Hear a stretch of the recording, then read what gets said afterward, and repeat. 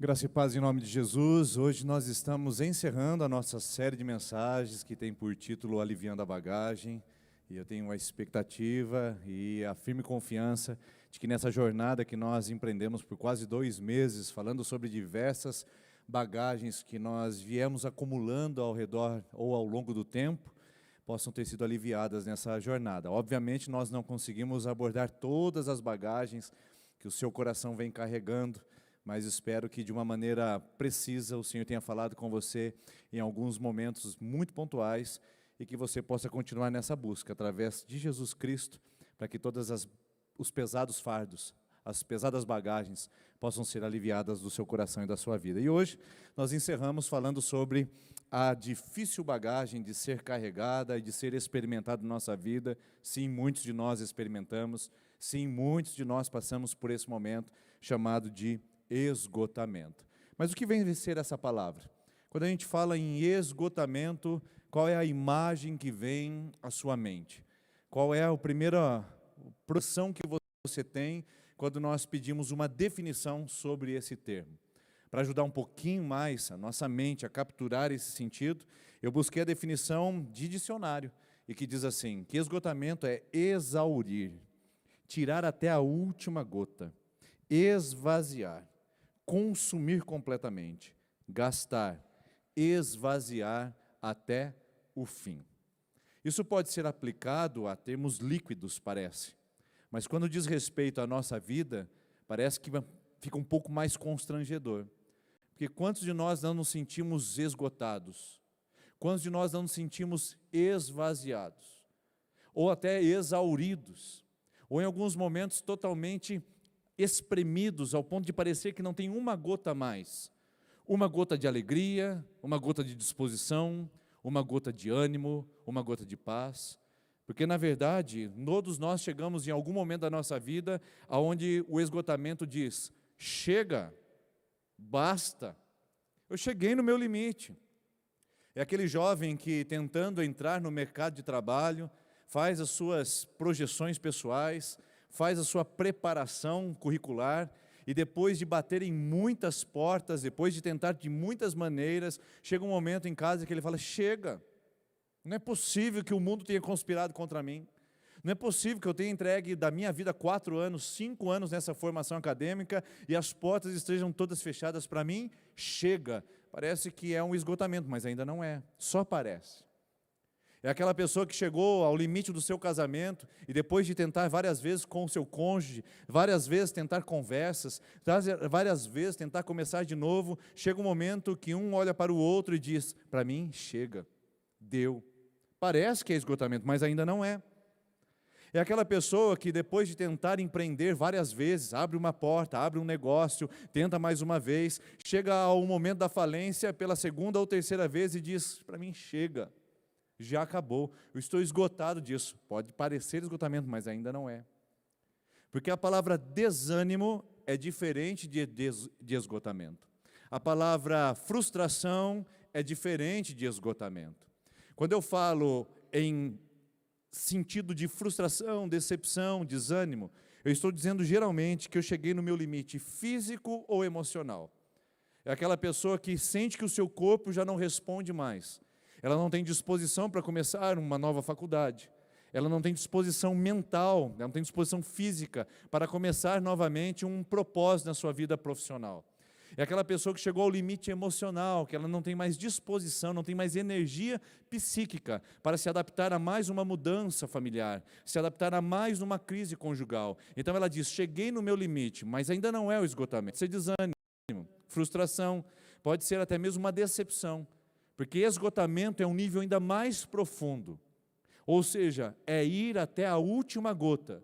E eu pergunto para você, qual é a última gota que está faltando aqui?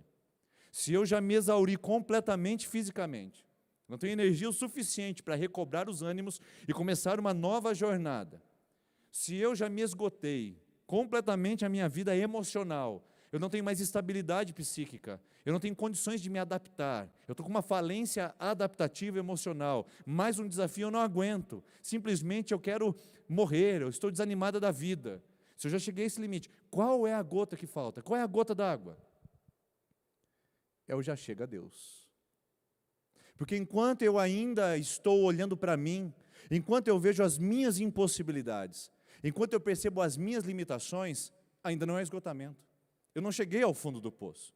Eu não cheguei ao limite de todas as minhas possibilidades, porque ainda falta uma. Mas, quando os meus punhos viram em riste contra Deus, e quando os meus braços se cruzam diante da presença dEle, e quando a minha impossibilidade se projeta para o impossível nele, então eu chego naquele que eu chamo de verdadeiramente esgotamento. É quando eu não tenho mais energia física, emocional e espiritual. É quando o pavio que fumega, ele sofre aquele dedinho que aperta e faz tss, chega. Chega, Deus. Porque eu não consigo sozinho, mas também não vejo alternativa no Senhor. É o limite onde a esperança se acaba. Então nós estamos muito próximos do esgotamento, da desesperança. O que é um desesperançado? É uma pessoa que já não consegue ver uma outra alternativa. Então ele olha para o casamento, está esgotado emocionalmente, mas vê que Deus não pode agir mais. Então ele cruza os braços, se assenta e simplesmente abandona. É aquela pessoa que chega ao limite das suas emoções, mas imagina que Deus não pode curá-la, tratá-la ou sustentá-la. Então ela também larga de mão e simplesmente joga a toalha e espera no popular, ou deixa no popular, o circo pegar fogo. É um total desânimo ao ponto de eu não querer mais interferir. Eu não coloco minhas mãos mais sobre isso. Eu vou deixar passar, eu vou deixar a vida correr, eu vou deixar a vida me levar. Eu não tenho mais intervenções, porque o próprio Deus não conseguiria mudar a minha situação. Isso é esgotamento. Então eu quero fazer uma pergunta para você. Será que essa noite, você sentado aqui ou assistindo essa mensagem, não está no seu nível mais profundo de desânimo, chegando àquilo que nós chamaríamos de esgotamento, ou seja, torcer até não sobrar gota alguma, nem de esperança, nem de possibilidades e nem de confiança em Deus? Pois bem, eu quero falar sobre um homem de Deus que passou por isso, porque esgotamento não é problema só de quem não crê, esgotamento não é problema de quem está em pecado. Esgotamento é um problema da vida humana quando ela consegue perceber ou quando ela se vê diante de situações que muitas vezes afligem o seu coração ao ponto dela desacreditar que Deus possa interferir e que Deus de fato esteja no comando.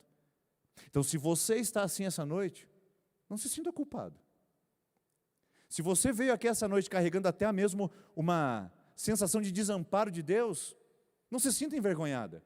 Isso faz parte da vida humana. Existem momentos onde a gente tenta fisicamente, onde a gente tenta emocionalmente, e a gente bate na porta espiritualmente, e a gente imagina que não há mais solução, é a hora que a gente diz, chega Deus. Todos nós já dissemos isso alguma vez na nossa vida. Talvez você esteja dizendo isso exatamente agora, e que bom que você veio aqui essa noite, ou que bom que você ligou esse vídeo e está assistindo, porque é exatamente essa palavra de Deus para o seu coração, porque ainda não é o fim. Grandes homens de Deus e mulheres de Deus também passaram por isso que você está passando. Existe uma alternativa. Então a minha palavra é, apesar do seu esgotamento, apesar do seu desânimo absoluto, há uma alternativa de Deus para o seu coração, e você precisa se agarrar a esse ponto. E aí eu quero usar o Elias, o grande profeta de Deus, mas profundamente e totalmente esgotado. Sim, profeta Elias, você já o conhece, já ouviu falar da sua grande fama, mas você talvez não tenha ouvido falar de que ele foi um homem que passou pelo vale triste do esgotamento, da letargia, da paralisia emocional, da paralisia espiritual. Talvez você não saiba toda a história do Elias e conheça os grandes milagres que esse homem operou, e de fato foram grandes, e foram meteóricos. No primeiro livro de Reis, capítulo de número 17, ele aparece. Simplesmente, Elias era um homem profeta de Deus, ponto. E ele tem uma carreira profética meteórica. De repente, ele está no palácio do rei mais cruel e mais famoso da época em Israel, chamado Acabe. E lá está ele, confrontando o rei mais poderoso da época, dizendo, Acabe, sua vida é uma tragédia. Você é um rei perverso e mau, e por causa disso haverá uma estiagem, uma seca, que durará muitos anos aqui sobre essa terra. Lá em 1 de Reis, capítulo 17, ele profere uma mensagem já contra o rei Acabe. E logo no capítulo 17, ele sai para curar, ou melhor, ressuscitar o filho de uma viúva. Ele foi numa casa de uma mulher, aquela mulher, ela tinha um filho, e lá o filho dela faleceu, e ele vai depois e ressuscita esse menino. Olha a ascensão meteórica de um homem que vive grandes milagres. Logo já no capítulo número 18, ele ora, depois de 3 anos e meio sem cair uma gota da água, para chover, e chove. Veja só quantos milagres, quantas expressões de sobrenatural estão de fato na vida de Elias. Lá no capítulo de número 18 ainda, ele vai ter uma acirrada disputa contra os profetas de Baal, que você conhece bem a história, que ele orou, pediu que fogo descesse do céu, e veio fogo e incendiou aquela lenha, e simplesmente consumiu o holocausto. E lá no capítulo 19, nós temos já o Acabe confrontando Jezabel, a mulher, ou melhor, o Elias confrontando Jezabel, a mulher de Acabe, dando de dedo no rosto daquela mulher perversa, maligna, e dizendo: você, Jezabel, é uma mulher perversa, cruel. Homem que tem grande poder, grandes responsabilidades e grandes ações. E com grandes responsabilidades vem grandes esforços, e grandes esforços vem grande cansaço, e grande cansaço pode vir esgotamento. E é isso que acontece logo no versículo 1, já com o nosso grande profeta de Deus mais esgotado. Vamos ver o caminho do esgotamento desse homem que teve uma ascensão meteórica, talvez como você achou que teria na sua vida. Ora, Acabe contou a Jezabel tudo o que Elias tinha feito e como havia matado os profetas à espada. Por isso Jezabel mandou um mensageiro a Elias para dizer-lhe: que os deuses me castiguem com todo rigor, se amanhã a essa hora eu não fizer com a sua vida o que você fez com eles. Elias teve medo e fugiu para salvar a própria vida. Quando chegou a Berseba de Judá, deixou o seu servo. Então presta atenção aqui, ele faz um movimento de milagre, experimenta tudo isso em pouco tempo na sua vida, mas de repente o esgotamento bate. Diante de uma ameaça de uma mulher que ele havia confrontado, ele se sente vulnerável e fragilizado. Ele não tem mais forças para resistir a isso. Ele não tem mais capacidade de responder a essa situação.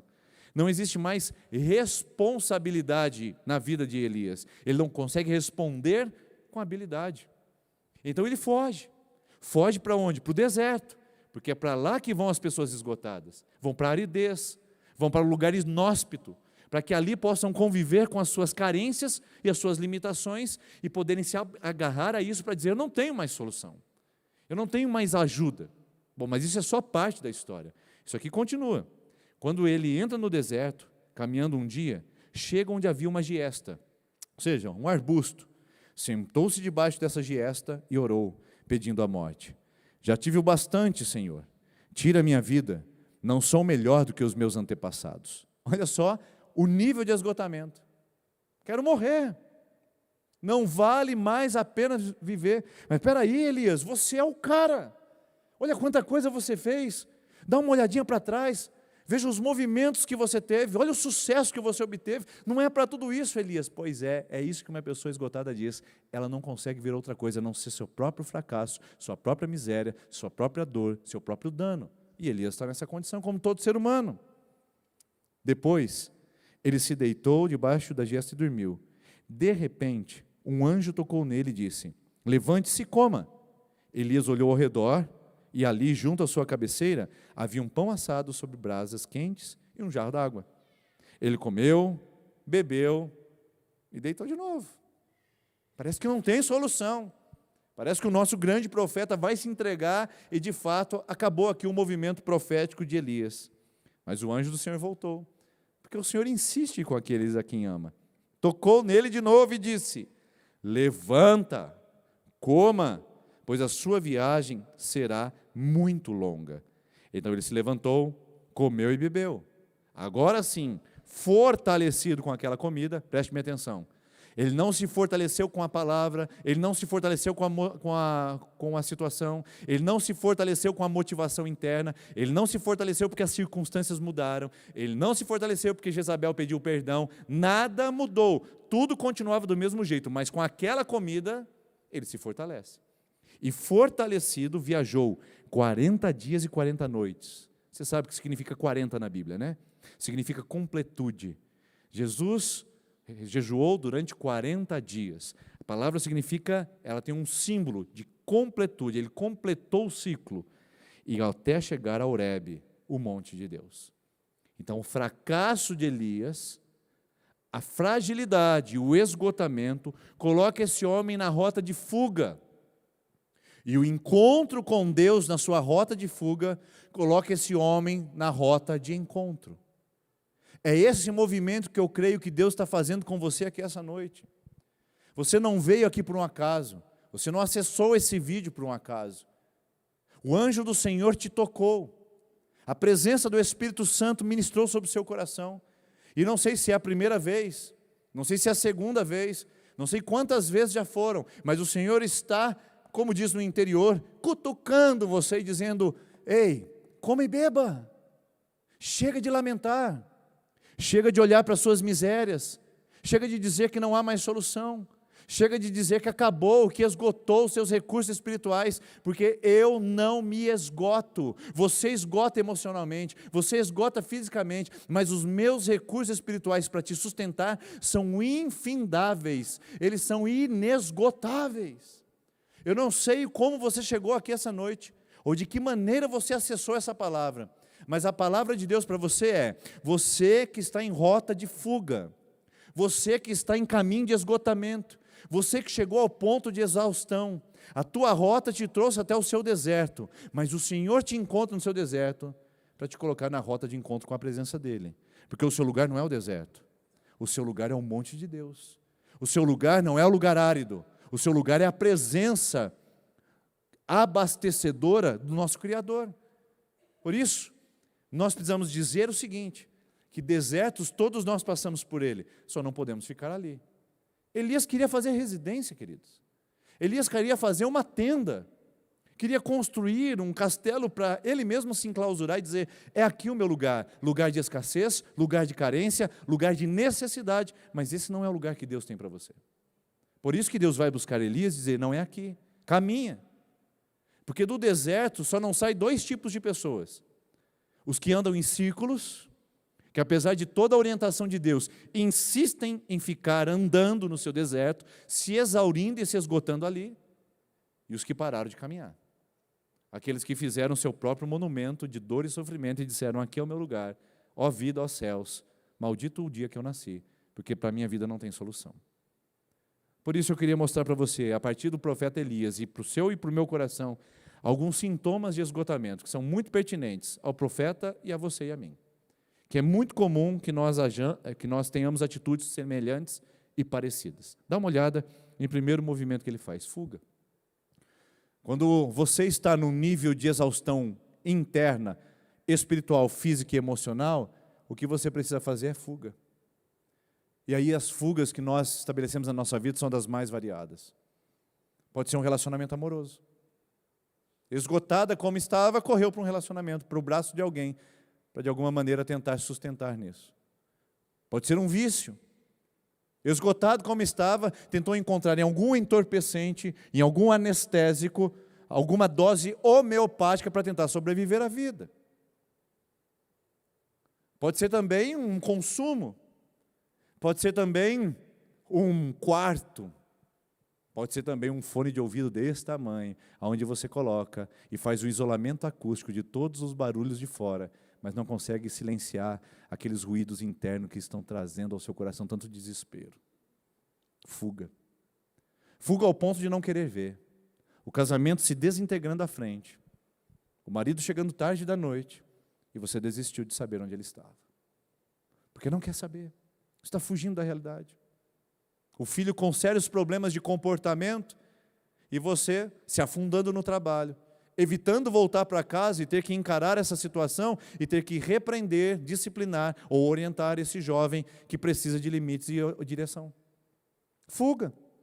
Gente que perdeu as suas ferramentas e fica olhando ao redor dizendo: eu não posso ver isso, eu não posso ver o meu filho, eu não posso ver meu casamento, eu não posso ver meu fracasso, eu não posso ver minha empresa. Então eu levanto de manhã e olho para mim mesmo e digo: que vontade de ficar em casa, eu não quero voltar para aquele lugar. Fuga. E é uma estratégia nossa, psíquica e até mesmo espiritual, de tentarmos driblar a nossa responsabilidade de reação. Então, a fuga é uma maneira mais rápida de a gente não assumir responsabilidades que temos em nossa vida. É como aquela mãe, que pegou um pacotinho, a hora que foi lavar a roupa do filho, e aquele pacotinho parecia uma erva, e aquela erva parecia maconha, e aquela erva era maconha, mas ela insiste em jogar aquilo no lixo e dizer que não era nada, que alguém colocou no bolso dele, que ele não é um viciado, e que ele só está passando por uma fase difícil. Fuga. É aquela pessoa que pega a mensagem no celular do seu cônjuge e finge que nada está acontecendo, porque ela não quer entrar em um conflito mais uma vez. Afinal de contas, não vale a pena. Depois de tantos anos juntos, vale a pena tolerar essas coisas. Fuga. Fuga emocional, fuga espiritual, fuga dos dilemas. O Elias faz isso. Onde está o meu problema? Está no palácio de Acabe e Jezabel. Para onde eu vou? Para o deserto. Porque eu não quero ficar lidando com esse conflito. Então o trabalho tem dificuldade, e aí sabe o que a pessoa fala? Me dá demissão. Ou ela começa a fazer corpo mole, dos piores dos comportamentos seres humanos, para poder pedir ou esperar que o acerto venha através de uma demissão do seu próprio chefe. Fuga. Fuga de relacionamentos, fuga de tratar conflitos, fuga de tratar o coração e a alma. Quantos de nós não estamos fugindo? Não é porque somos covardes, porque parece que não tem força suficiente para reagirmos. Fuga é só um dos movimentos que Elias faz, porque tem um outro movimento que nós fazemos junto com Elias, é o movimento do conformismo, que a gente vai no deserto, e aí quando a gente acha uma coisa no qual a gente possa se apegar, a gente fica ali. Onde é que Elias se assenta? Debaixo do pé de giesta, debaixo de uma árvore, de um arbusto, um pouquinho maior assim, não era tão grande, não era muita coisa não, era só uma sombrinha, gente. Não era uma sombra volumosa, não era um lugar que trouxesse conforto para ele, não era um lugar que trouxesse para ele sobrevida, não, era uma coisa provisória, pequena, e que dependendo do movimento do sol, ele pegaria sol na sua testa de 5 a 6 vezes por dia, rapidamente, mas ele se apega àquilo e diz, é aqui o meu lugar, e se assenta. Este é o modelo de quem está esgotado, ele se conforma com a situação. Ele senta debaixo de qualquer fonte de esperança, agarra-se àquilo e diz, isso é o suficiente para mim, chega, porque todo mundo tem um casamento fracassado, todo mundo tem os seus problemas emocionais, todo mundo precisa depender de medicação para dormir, todo mundo tem um filho rebelde, todo mundo tem crises emocionais profundas, todo mundo tem problemas conjugais, todo mundo. Então ela começa a se justificar dizendo, pelo menos eu tenho isso daqui, pelo menos eu tenho uma casa, pelo menos eu tenho esse trabalho, pelo menos eu tenho essa vida, pelo menos eu tenho isso aqui. Deixa eu me assentar, porque a vida não é como deveria ser, mas também eu não estou muito disposta a lutar para que ela seja diferente. Quantos de nós estamos vivendo uma vida aquém do que Jesus prometeu? Isso aqui não é conversa fiada, queridos. Isso aqui não é palavra de efeito para colocar no Facebook. É uma palavra que Jesus disse, eu vim para que vocês tenham vida, e vida em abundância. Tem vida em Cristo para além da morte, mas tem vida em Cristo para aquém da morte. Eu digo que eu acredito, sim, na vida após a morte, mas eu acredito na vida antes da morte. Tem vida para você antes da morte. Não se agarre à sua vida sepulcral, não se agarre às suas experiências cadavéricas, não fique cheirando a defunto dizendo a vida é assim, porque um dia no céu não terá sofrimento. Deus tem vida para além da morte, mas Deus tem vida para você para quem da morte. A gente não fica livre do sofrimento, mas também a gente não fica debaixo de um pé de giesta se acumulando de uma sombrinha fajuta, mentirosa, provisória. Quantos de nós estamos debaixo de uma sombra que nós criamos mentalmente e que nós fizemos uma narrativa só para não nos colocar em movimento?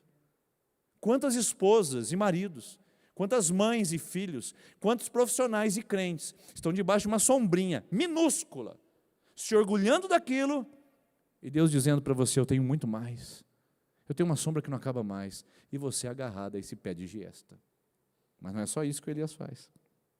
Quando ele chega e vai no momento de conformismo dele, o último passo é o completo estado de letargia.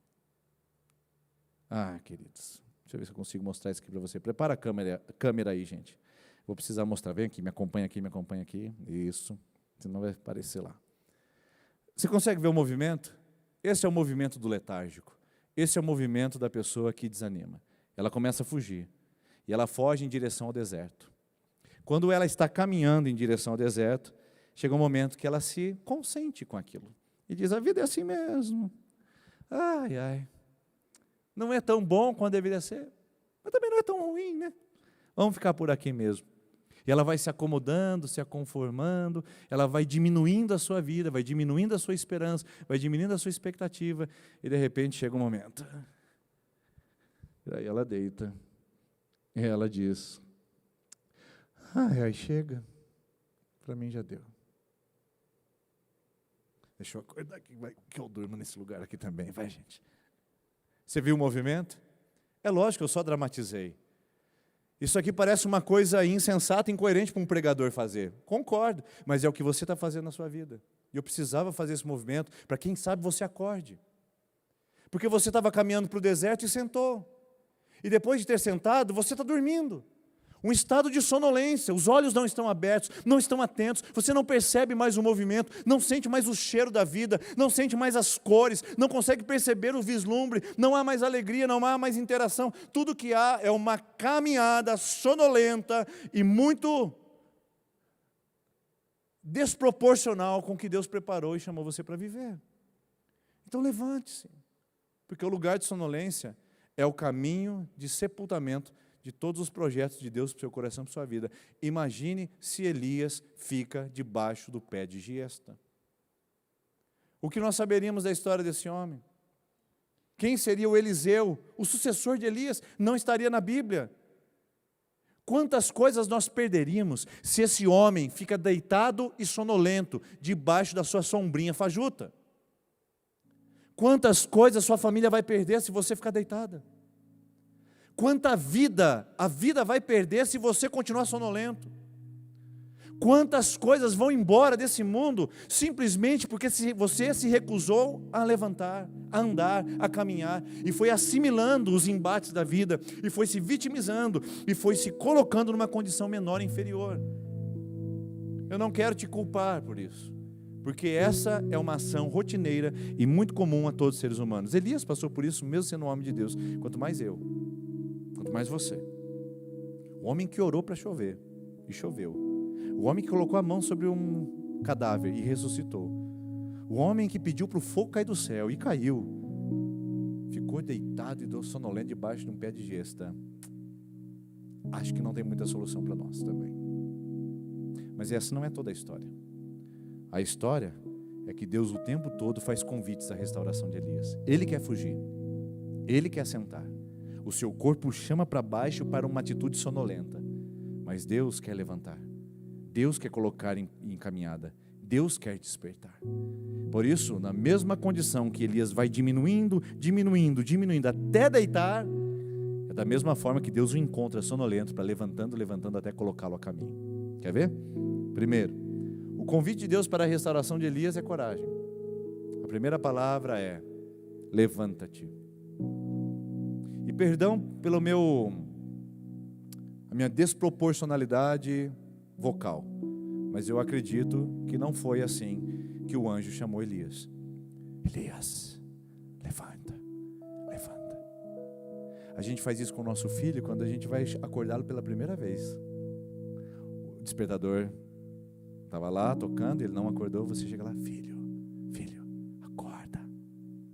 Ele faz assim: tá. Aí você sai, 5 minutos volta, ele tá. Aí você fala: filho, acorda. Acorda. Tá. Você sai, 5 minutos você volta lá. Filho, ei, acorda. É mais ou menos assim com Elias. Chega, Elias, levanta, homem, tenha coragem. O seu lugar não é sentado, o seu lugar não é prostrado, o seu lugar não é derrotado. Olha só o que eu fiz através de você. Você chegou ao seu limite, sim. Isso acontece com todos os seres humanos, mas eu sou a força que você precisa para se levantar desse estado. Mas você precisa se dispor. Deus não levanta, Deus pede para Elias levantar, porque Deus é quem dá o recurso para depois do seu levantamento, depois de você se erguer. Então o que Deus está pedindo para você, minha irmã? O que Deus tem pedido para você, meu irmão? Levanta. Saia dessa condição de assentamento, de indisposição, e levanta e diga: eu vou. eu vou bater em mais uma porta, eu vou conversar mais uma vez, eu vou perdoar, eu vou recomeçar, eu vou iniciar, eu vou depender mais de Deus. O que você precisa fazer eu não sei. Eu sei que você precisa se levantar para não ficar sentada esperando a vida te derrotar e passar sobre você um ferro ou um rolo compressor, destruindo todo o seu coração. Segundo movimento, desperta, coma, beba água, tem que ter um despertamento aí, se coloque em movimento. E por causa do nosso tempo eu já vou direto para o último, disposição. Levanta, come, porque o seu caminho é longo. Comece a andar, Elias. Deus não fala quanto tempo, Deus não fala quantos quilômetros, Deus fala, começa a andar, porque uma hora o seu deserto vai mudar. Vai andando, Elias, não pare. E eu imagino o primeiro dia de Elias, caminhando e andando. Primeiro dia, e aí Senhor, cheguei? Não, Elias, caminha mais. Segundo dia, e aí Senhor, cheguei? Não, caminha mais. Primeira semana, e aí Senhor, cheguei? Não, caminha mais. Terceira semana, e aí Senhor, cheguei? Não, caminha mais. 40 dias, Senhor, cheguei. Chegou, aqui é o monte de Deus. Não pare até você chegar. Não pare até você estar onde Deus chamou você para viver. Não pare de caminhar. Miqueias capítulo 2, versículo 10. Um povo que se acostumou na Babilônia, Deus chega e diz, levantem-se e vão embora daqui, porque esse não é o lugar de repouso, o descanso que eu preparei para vós. Levanta e caminhe. Não caia na mentira ou na ilusão de que você já chegou. Caminha, Elias. Caminha, Elias. Caminha, Elias. Porque a hora que chegar, você saberá. Eu quero dizer para você que está desanimada, eu quero dizer para você que entrou aqui esgotado, caminhe. Por quanto tempo, pastor? Não sei, só caminhe. Você saberá quando chegará naquele lugar, ou quando chegou. Caminhe no seu casamento, caminhe na sua história, caminhe na sua vida, caminhe no seu tratamento, caminhe na sua fé. Não pare, não diga que chegou, apenas continue caminhando, porque você sairá do deserto e de repente o chão debaixo dos seus pés começa a ser transformado. Enquanto você caminha, aquela areia poerenta e quente do deserto começa a ser mudada por um solo fértil e de manancial. Como é que você sai do deserto? Um passo de cada vez. Parece distante isso, né? Parece que o seu casamento não tem jeito. Parece que a sua vida não tem jeito. O tanto que você estragou a sua história, e você olha para trás e diz, quanta besteira eu fiz, quanta borrachada eu fiz. Você diz, não, para mim não tem chance. Tem. Sabe como é que você sai do seu deserto? Sabe como é que você sai debaixo da sombra do seu pé de giesta? Um passo de cada vez. Começa hoje, fazendo uma campanha na Terça da Esperança e voltando semana que vem. É um passo. São 7 semanas, são 7 passos. Mas você pode fazer isso em outras áreas da sua vida também, além desse momento espiritual, porque o Senhor pode restaurar a sua vida e o seu coração. Ah, mas eu estou cansado demais. Mas eu estou cansado demais. Então eu queria dizer para você que você precisa comer o pão e beber da água que Elias comeu, ou que Elias bebeu. Você precisa da mesma coisa que ele, tá? Você não precisa de mais um livro de autoajuda.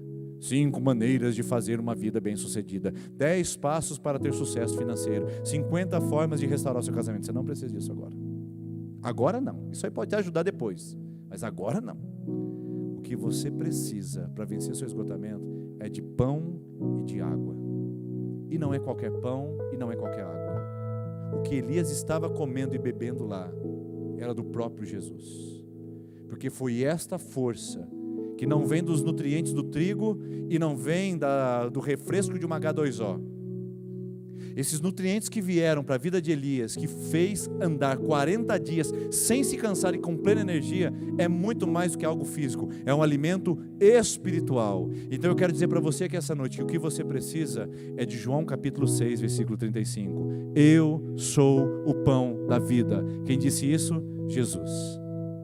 O que você precisa é João capítulo 4, versículo de número 18, onde Jesus diz, eu sou a água da vida. No versículo 14 ele já diz isso, e ele estabelece dizendo, eu sou a água da vida.